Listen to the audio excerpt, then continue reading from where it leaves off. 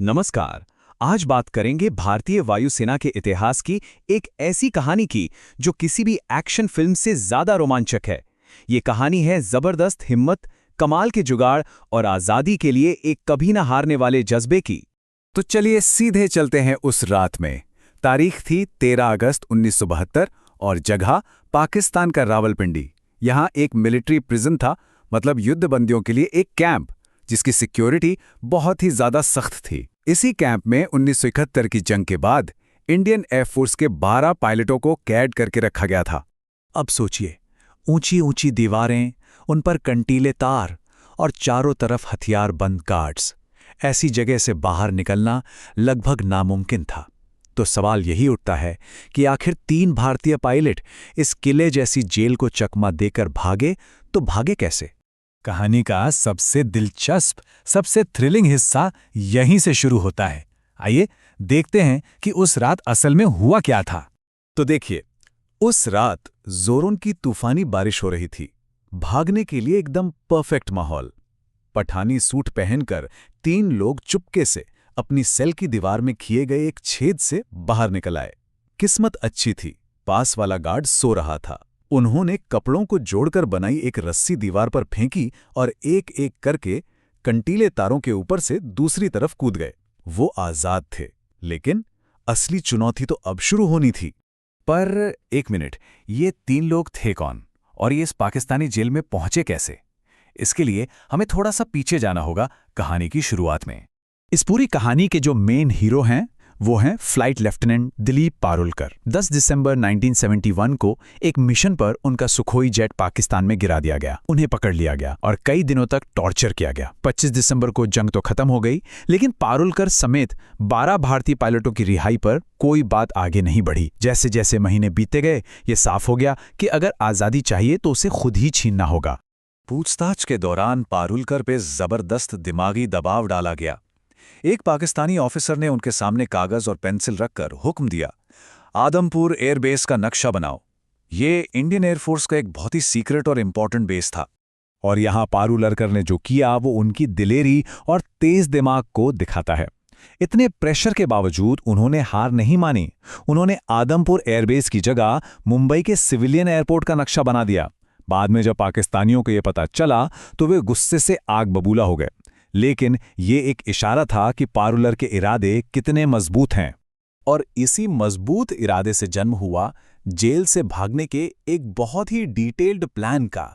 ये कोई जल्दबाजी का फैसला नहीं था, बल्कि महीनों की प्लानिंग और एक एक छोटी बात पर ध्यान देने का नतीजा था। प्लान एकदम साफ था। सबसे पहले पारुलकर ने MS ग्रेवाल और हरीश सिंह जी को मिलाकर एक टीम बनाई। फिर उन्होंने जुगाड़ लगाकर खुद को बाहरी दीवार के सबसे पास वाली सेल नंबर 4 में शिफ्ट करवा लिया। इसके बाद शुरू हुआ सबसे मुश्किल काम, एक 18 इंच मोटी दीवार में धीरे धीरे सुरंग खोदना और आखिरी मंजिल अफगानिस्तान, क्योंकि भारत पाकिस्तान बॉर्डर पर पहरा बहुत सख्त था। और उनका जुगाड़ देखिए, दीवार खोदने के लिए उनके पास क्या था? सिर्फ एक चुराया हुआ स्क्रू ड्राइवर और एक कैंची। रास्ता पता करने के लिए उन्होंने कैसेट प्लेयर के मैग्नेट और सुई से एक कंपास बना लिया। और तो और भेष बदलने के लिए जेल के ही दर्जी से पठानी सूट सिलवा लिए। उनका प्लान लगभग परफेक्ट था, लेकिन उसमें एक बहुत ही घातक गलती थी। जेल में उन्हें एक पुराना नक्शा मिला था, जिसके हिसाब से अफगानिस्तान बॉर्डर के पास लंडी खाना नाम का एक रेलवे स्टेशन था। उनका पूरा प्लान इसी स्टेशन तक पहुंचने पर टिका था, पर उन्हें यह नहीं पता था कि वो स्टेशन तो 1932 से ही बंद पड़ा था। और बस यही एक छोटी सी गलत जानकारी उनकी पूरी मेहनत पर पानी फेरने वाली थी। चलिए अब देखते हैं कि जेल से बाहर निकलने के बाद क्या हुआ। जेल से भागकर जब ये लोग पेशावर के पास लंडी कोटल पहुंचे तो उन्होंने लोगों से लंडी खाना रेलवे स्टेशन का रास्ता पूछना शुरू कर दिया। अब क्योंकि ऐसा कोई स्टेशन था ही नहीं, लोगों को फौरन शक हो गया। उनकी भाषा, उनका पहनावा और उनका सवाल सब कुछ अजीब लग रहा था। जब उन्हें पकड़कर लोकल ऑफिसर के पास ले जाया गया तो पारुलकर ने आखिरी दांव खेला। उन्होंने कहा कि वो पाकिस्तानी एयरफोर्स के अफसर हैं और अपने कैंप इंचार्ज उस्मान हामिद से बात करना चाहते हैं। उन्हें लगा ये चाल काम कर जाएगी, लेकिन हुआ ठीक उल्टा। यही उनकी सबसे बड़ी गलती साबित हुई।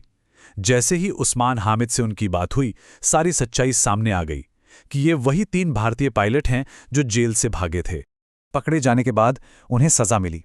सजा के तौर पर 30 दिनों के लिए उन्हें एकांत कारावास मतलब सॉलिटरी कन्फाइनमेंट में डाल दिया गया। उनकी आज़ादी सिर्फ कुछ ही घंटों की मेहमान निकली। लेकिन पर्दे के पीछे एक बहुत बड़ा राजनीतिक खेल चल रहा था। उस वक्त भारत की कैद में 93,000 पाकिस्तानी सैनिक थे। ये आंकड़ा बहुत बड़ा था और इसी की वजह से पाकिस्तान पर अपने और भारत पर भारतीय कैदियों को वापस लाने का जबरदस्त दबाव था। भले ही भागने की ये कोशिश नाकाम रही, लेकिन इन तीनों ने जो हिम्मत और दिलेरी दिखाई वो हमेशा के लिए इतिहास में एक मिसाल बन गई। और फिर आखिरकार भारत और पाकिस्तान के बीच शिमला समझौता हुआ। इसी समझौते ने सभी युद्ध बंदियों की रिहाई का रास्ता साफ कर दिया। ये वो राजनीतिक समाधान था जिसका ये सब महीनों से इंतजार कर रहे थे। दिसंबर 1972 में जब ये सभी पायलट वाघा बॉर्डर के रास्ते भारत लौटे तो उनका स्वागत करने के लिए हजारों की भीड़ जमा थी। लोगों की आंखों में आंसू थे और चेहरों पर गर्व। वो अपनी कोशिश में भले ही कामयाब नहीं हुए, लेकिन उन्होंने पूरे देश का दिल जीत लिया था। तो ये कहानी सिर्फ एक जेल से भागने की कहानी नहीं है। ये उस जज्बे की कहानी है जो लोहे की सलाखों के पीछे भी आज़ाद रहना जानता है। ये हमें सोचने पे मजबूर करती है कि असली आज़ादी का मतलब क्या है। क्या ये सिर्फ शरीर की आज़ादी है या फिर हमारे मन और हमारी आत्मा की स्वतंत्रता में है?